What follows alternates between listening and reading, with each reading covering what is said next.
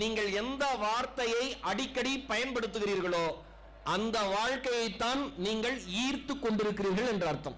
நம்ம ஊர்ல நல்லா இருக்கீங்களான்னு கேட்டா நல்லா இருக்கேன்னு உடனே சொல்லவே மாட்டான், நல்லா இருக்கேன்னு சொல்ல மாட்டான்.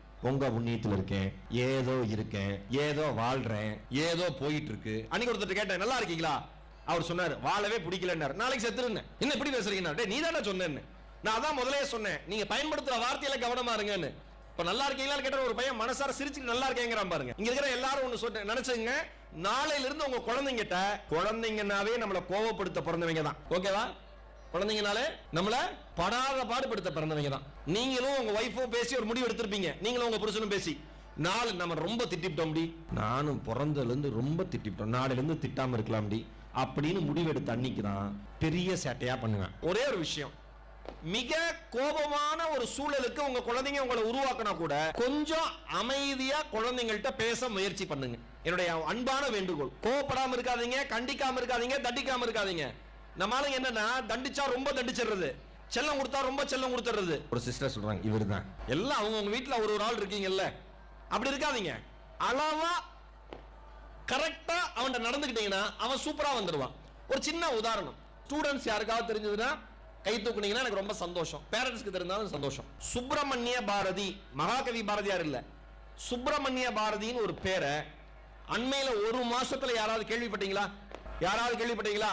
திருநெல்வேலி பக்கத்துல விக்ரமசிங்கபுரம் ஒரு ஊர், கவர்மெண்ட் ஸ்கூல்ல படிச்ச ஒரு பையன், 21 வயசு முடிஞ்சு 22வது வயசு இப்ப நடக்குது.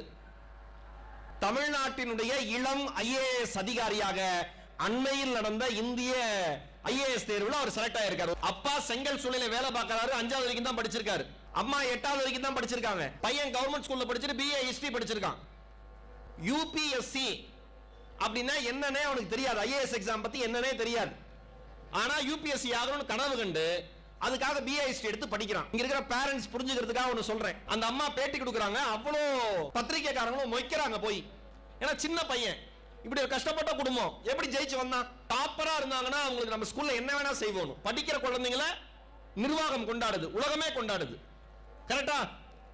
நான் ஒண்ணு மட்டும் இருக்கிற நான் எல்லாருக்கும் சொல்றேன், ஸ்டூடெண்ட்ஸ் எல்லாரும் கேட்டுங்க, எங்க இருந்தாலும் உங்க தகுதியை நீங்க வளர்த்துக்கிட்டீங்கன்னா, பெரியவங்களுக்கும் இதுதான், நம்ம தகுதியை நாம வளர்த்துக்கிட்டோம்னா நமக்கு உதவி செய்வதற்கு இந்த உலகம் தயாராக இருக்கிறது என்பதை மறந்து விடாது.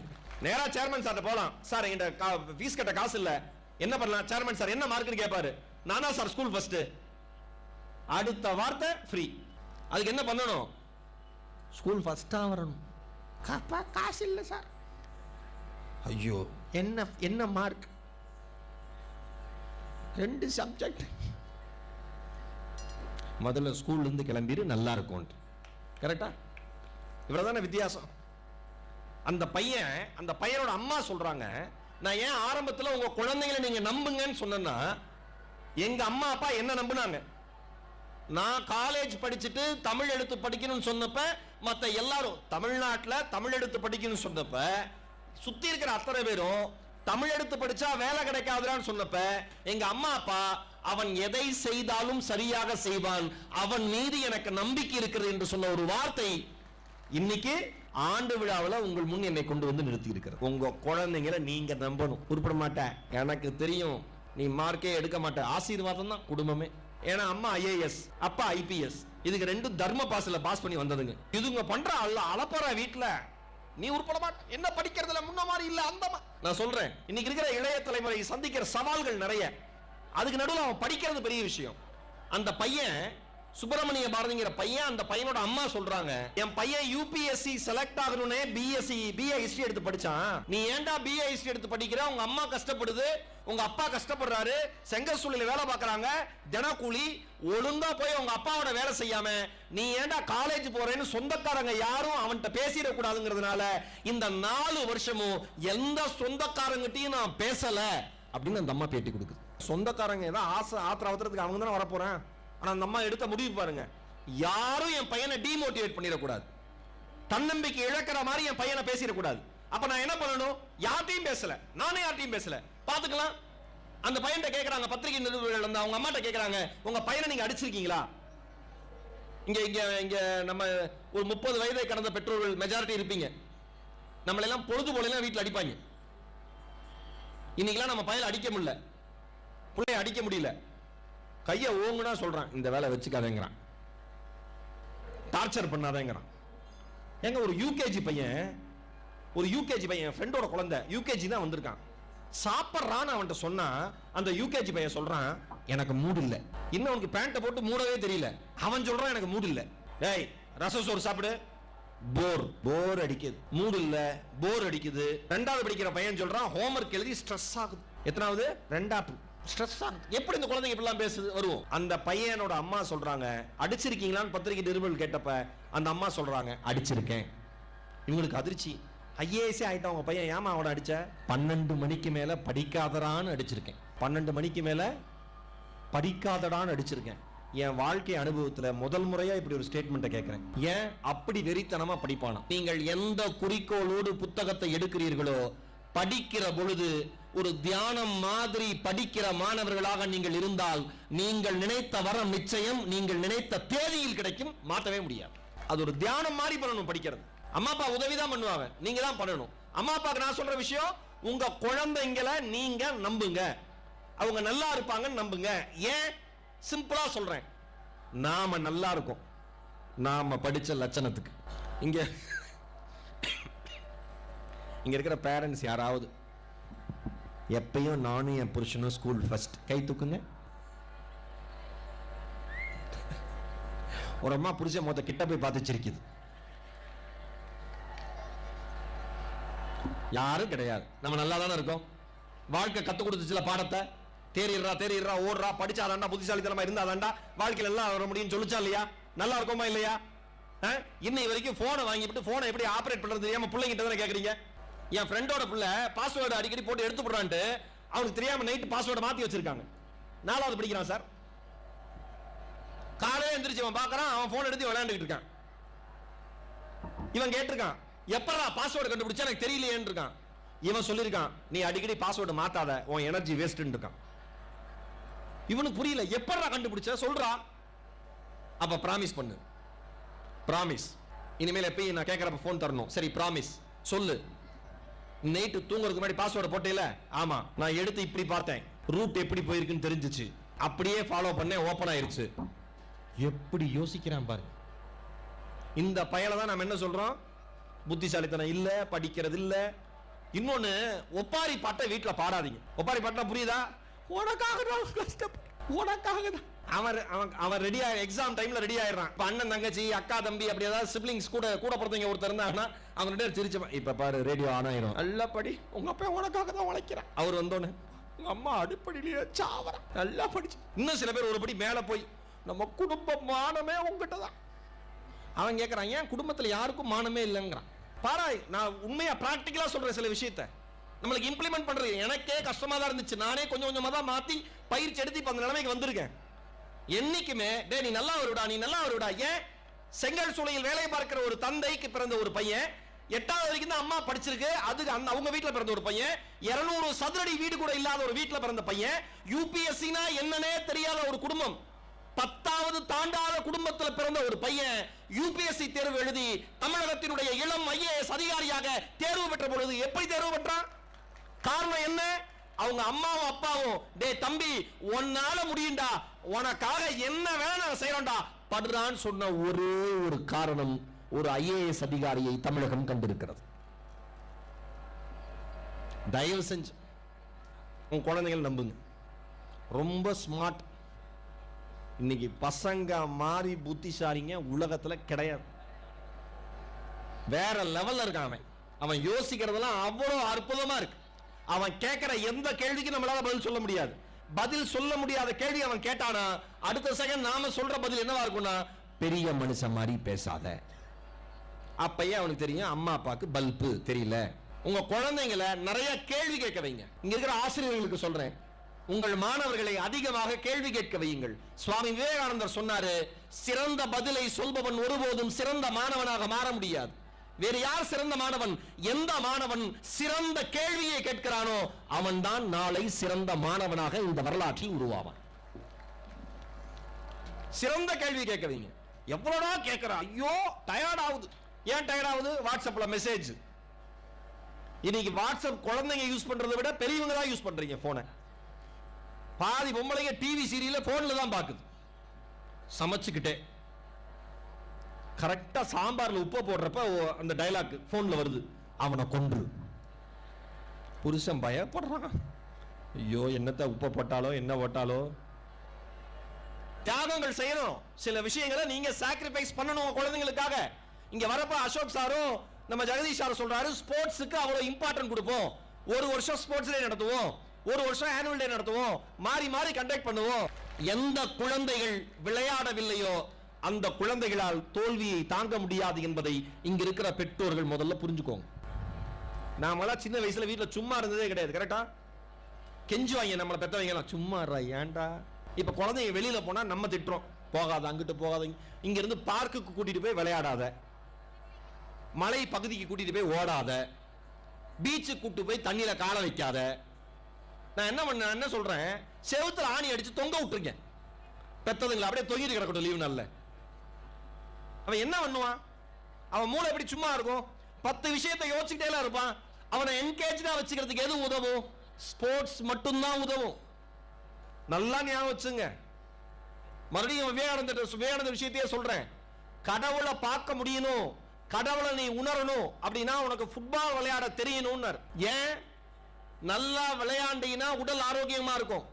நல்ல ஆரோக்கியமான உடல்ல நல்ல சிந்தனைகள் வரும். நல்ல சிந்தனை இருக்கிற எண்ணத்துல நல்ல எண்ணங்கள் உருவாகும். நல்ல எண்ணங்கள் உருவாகிறப்ப இறைவன் யாருன்னு தேட ஆரம்பிப்ப. இறைவனை நீ சீக்கிரம் கண்டுபிடிச்சிருவ. உடம்பு தாண்டா உலகத்துல எல்லாமே. உடம்பை வளர்த்தேனே உயிரை வளர்த்தேனே, திருமூலர் சொன்னது. நீ குழந்தைங்களுக்கு என்ன பிரச்சனை? 10வது படிக்கிற பையன் டயர்டாகி படுக்கிறான், 8வது படிக்கிற புள்ள எந்திரிக்க முடியல, உட்கார முடியல, வெளில போக முடியலங்குது. ஏன்? விளையாட வைங்க குழந்தைங்கள, வெயில நிக்க வைங்க, ஓட விடுங்க. Thulasimathi Murugesan Indian para Olympic போட்டியில இந்தியாவிற்காக பதக்கங்களை அள்ளி கொண்டு வந்த ஒரு சாதனை பெண்மணி. பிறப்பிலேயே ஒரு கை அவர்களுக்கு சரியா வரல, அவங்க அப்பா தளர்ந்து போகல, வேற வேற விளையாட்டுல போட்டுக்கிட்டே இருந்தாரு. கடைசியா அவங்க கண்டுபிடிச்சதுதான் பேட்மிண்டன். நீ பேட்மிண்டன்ல விளையாடுறா சொல்லன்னாரு. பேட்மிண்டன் அந்த குழந்தை போச்சு. இன்றைக்கு இந்தியாவை திரும்பி பார்க்கிற சாதனை பெண்மணியாக துளசிமதி முருகேசன் காஞ்சிபுரத்தில் வந்திருக்கு.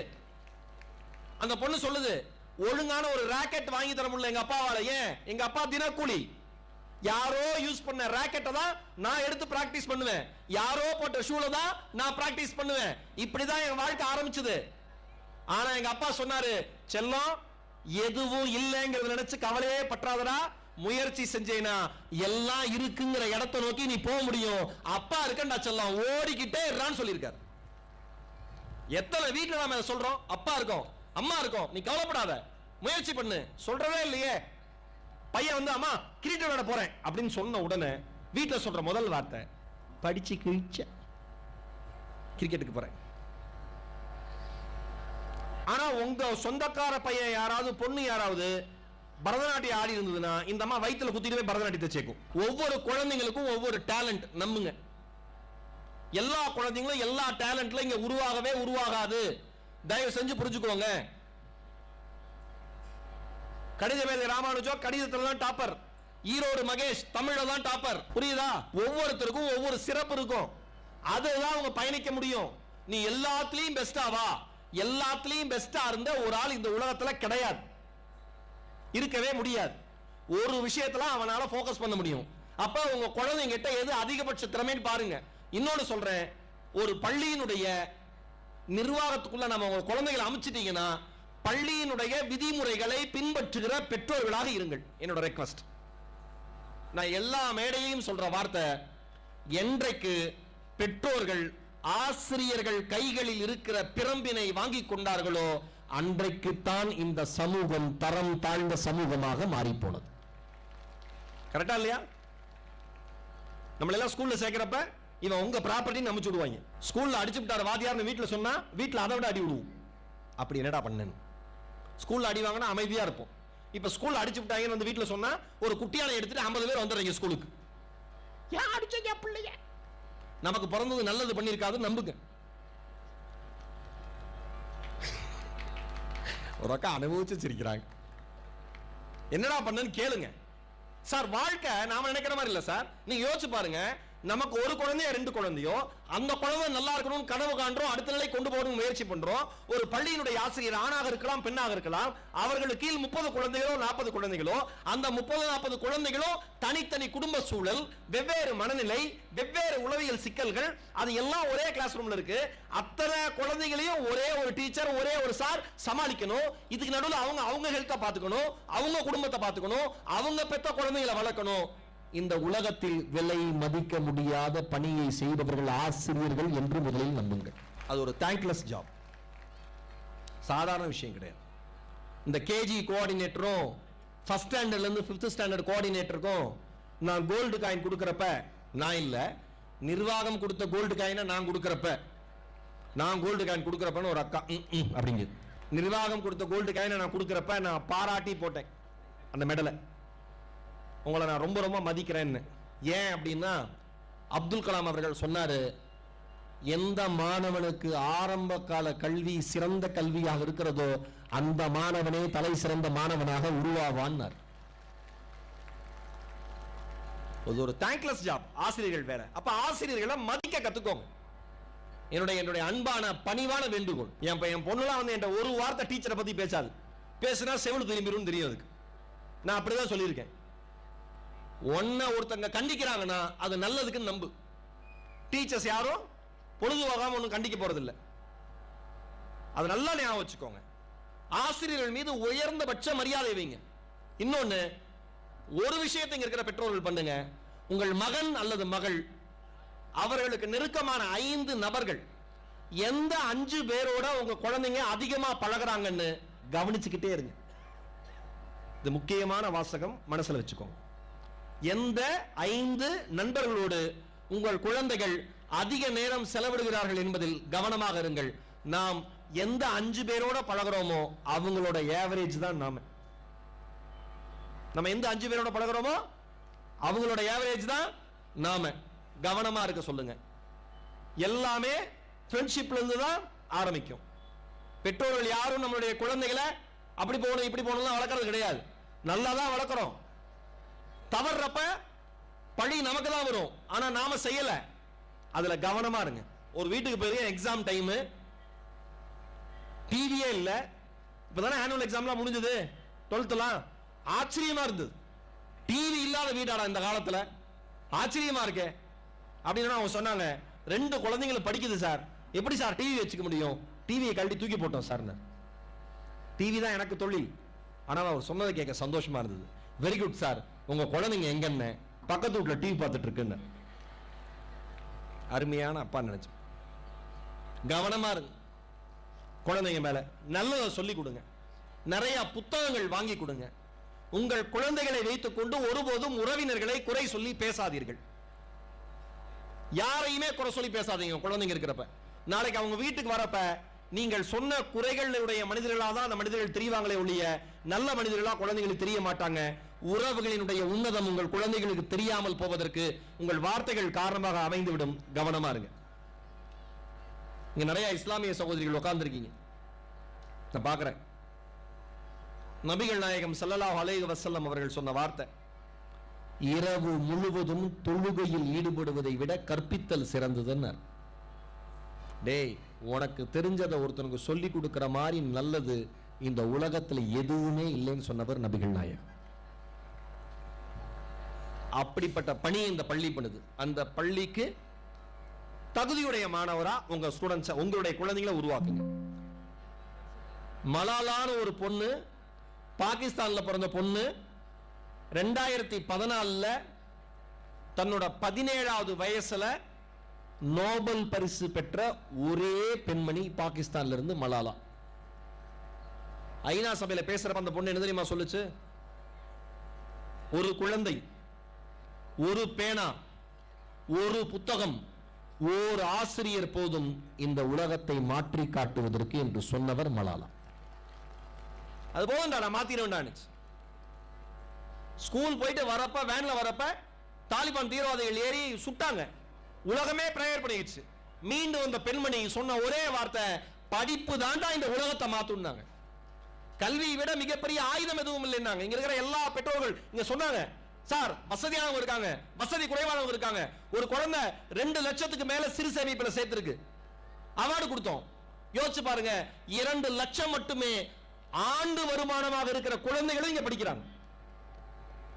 ஒரு விஷயம் சொல்லவா, மேடையில் ஏறி பாராட்டப்படுகிற இந்த குழந்தை சேமிப்பு ரொம்ப முக்கியம். ஆனா பேரண்ட்ஸ் பண்ற தப்பு என்ன தெரியுமா? ஒரே ஒரு விஷயத்தோட நான் முடிக்கிறேன். உங்க குழந்தைங்களுக்கு எந்த பெயினுமே வரக்கூடாதுன்னு நினைக்கிறீங்க. எதுவுமே வரக்கூடாது, அவனுக்கு வலிக்கவே கூடாது, எப்பயுமே சிரிச்சுக்கிட்டே இருக்கணும். பேரண்ட்ஸ்க்கு ஆசைதான், ஆனா அப்படி பழக்காதீங்க. வலிகளை தாங்கணும். அதுக்கு தான் ஸ்போர்ட்ஸ்ல போட சொல்றேன். ஒரு விளையாட்டு விளையாடுறப்ப ஒரு மேட்ச் தோப்பான், ஒரு மேட்ச் ஜெயிப்பான், தொடர்ந்து 4 மேட்ச் தோப்பான், 5வது மேட்ச் போய் இறங்குவான். ஏன்? டேய் 4 மேட்ச் தோல்றோம், இந்த தடவை சூப்பரா ட்ரை பண்ணி பாத்துருவோம்டா அப்படின்னு நண்பர்கள்ட்ட சொல்லுவான். எல்லாருக்கூடயும் இணக்கமா இருப்பான், ஒருத்தருக்கு ஒருத்தர் உதவி பண்ணிப்பான், கீழே விழுவான், எந்திரிப்பான். இது எல்லாமே விளையாட்டு மட்டும்தான் சொல்லித் தருமே தவிர வேற எதுவுமே உங்கள் குழந்தைகளுக்கு வாழ்க்கையில் சொல்லித் தராது. நான் ஒன்னு யோசிச்சு பார்க்கிறேன். நான் ரீசெண்டா ஒரு இடத்துல கேட்டேன், ஒரு தமிழ் லாங்குவேஜ் படிச்ச ஒரு பையன், தமிழ் படிச்ச பையன், இங்கிலீஷ் படிச்ச பையன், எனி லாங்குவேஜ்னு வச்சுக்கோங்க, அந்த அந்த துறையில படிக்கிற பையன் யாருமே தற்கொலை பண்ணிக்கிறது இல்ல. ஸ்டூடெண்ட்ஸ் ஐஐடில படிக்கிற பையன், எய்ம்ஸ்ல படிக்கிற பையன் எல்லாம் தற்கொலை பண்ணிக்கிறான். Doctor AIIMS. ஏன்?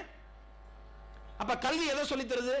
இந்தியாவிலேயே சிறந்த இன்ஜினியரிங் காலேஜா நிறுவனமா ஐஐடி இருக்கு. அந்த ஐஐடில படிக்கிற பையன் வாழ்க்கையில் நடக்கிற சின்ன விஷயத்தை தாங்க முடியாம தற்கொலை பண்ணி செத்து போயிடுறான். ஒரு சாதாரணமா ஒரு மொழியை படிக்கிறவன் வாழ்க்கை மீது தீராத காதலோடு இருக்கான். அப்ப படிப்பு எதை சொல்லி தரணும்? ஒன்னு சொல்லவா, உங்கள் குழந்தைகள் படிக்கிற படிப்பு, டே வாழ்க்கைனா தோல்வி இருக்குண்டா, தோக்கிறவனுக்கு பேர் தான்டா மனுஷன், ஜெயிக்கிறது தானா நடக்கும்டான்னு சொல்லி தரணும். அப்படி தயார்படுத்துங்க. வலிய தாங்க சொல்லுங்க. உடனே பதறி அடிச்சு கீழே விழுந்துட்டானா குடும்பமே ஓடி, இன்னும் இங்கதானே விழுந்தா எந்திரிக்க மாட்டானா? குழந்தை இயல்பு என்ன தெரியுமா? உளுந்து எந்திரிக்க தெரியும், உளுந்தோட சுத்தி நமக்கு தெரிஞ்ச ஆள் இருக்கானான்னு பார்ப்பான். தெரிஞ்சால் அது இந்த தாத்தா பாட்டி எல்லாம் இருந்தாங்கன்னா முடிஞ்சு போச்சு, சிவாஜி கணேசனாவே மாறிடுவாங்க. கீழே உடனே அந்த பாட்டி வந்துடும், என் பேத்திக்கு என்ன ஆச்சரியா? உன் பேத்திக்கு ஒண்ணும் ஆகாது நீ இருக்கிற வரைக்கும். ரொம்ப செல்ல தேவை. கீழே விழுந்தா எந்திரிப்பான், டே விழுந்தா எந்திரின்னு சொல்லுங்க, ரத்தம் வந்தா சரியாயிடும் சொல்லுங்க. சின்ன வயசுல கீழே விழுந்து ரத்தம் வரும், நம்ம என்ன மருந்தா போடுவோம்? எதை மருந்தா போடுவோம்? மண்ணை எடுத்து அப்பிட்டு விளையாடுவோம். கரெக்டா? வலிகள் சாதாரணமானது, வலிகளை பழகுங்கள்னு சொல்லுங்க. ஓகேவா? ஒரு 4 பாயிண்ட் மறுபடியும் ரிமைண்டர் பண்றேன். அத நீங்க ஓவரால் பேசுறத அப்படியே மறுபடியும் நீங்க ஞாபகம் வச்சுக்கிறது. நம்பர் 1, பள்ளியினுடைய விதிமுறைகளை பின்பற்றுகிற பெற்றோர்களாக நீங்கள் இருங்கள். ஆசிரியர்களுக்கு மரியாதை தருகிற பெற்றோர்களாக நீங்கள் இருங்கள். நம்பர் 1. நம்பர் 2, எப்பொழுதும் உங்கள் குழந்தைகளிடம் நேர்மறையான வார்த்தைகளை மட்டுமே பேசுங்கள். உன்னை நாங்கள் நம்புகிறோம் என்பதை அடிக்கடி உங்கள் குழந்தைகளுக்கு சொல்லிக் கொண்டே இருங்கள். நம்பர் 3, ஏதாவது ஒரு விளையாட்டில் உங்கள் குழந்தைகளை தயவு செய்து ஈடுபடுத்துங்கள். நம்பர் 4, வாழ்க்கை என்றால் வலி மிகுந்தது, வலியை தாங்குகிறவனே வரங்களை பெறுவதற்கு தகுதியானவன் என்பதை நம்ப சொல்லுங்கள். நம்பர் 5, எல்லாராலையும் எப்பையும் எல்லாத்திலையும் பெஸ்டா இருக்க முடியாது. ஒரு நபர் ஒரு துறையில் தான் மிகச்சிறந்த மனிதராக வருவார் என்பதை உங்களுக்கு நினைவுபடுத்த விரும்புகிறேன். அதை நீங்கள் நினைவில் வைத்து உங்கள் குழந்தைகளை வளர்க்க கற்றுக்கொள்ளுங்கள். இந்த 5 விஷயத்தை ஃபாலோ பண்ணுங்க. நம் குழந்தைகள் ஒருபோதும் நம்மை காப்பாற்றாமல் போகவே மாட்டார்கள். நீங்கள் நம்புங்கள், அவர்களும் உங்களை நம்பிக்கொண்டிருக்கிறார்கள். வாழ்வது ஒரு முறை, வாழ்த்தட்டு இனி வருகிற தலைமுறை. நம் பிறப்பு தரித்திரமானாலும் இறப்பு சரித்திரமாகட்டும். நாளைய வரலாறு நம் பெயர் பேசட்டும். வாய்ப்பிற்கு நன்றி, வணக்கம். Thank you so much.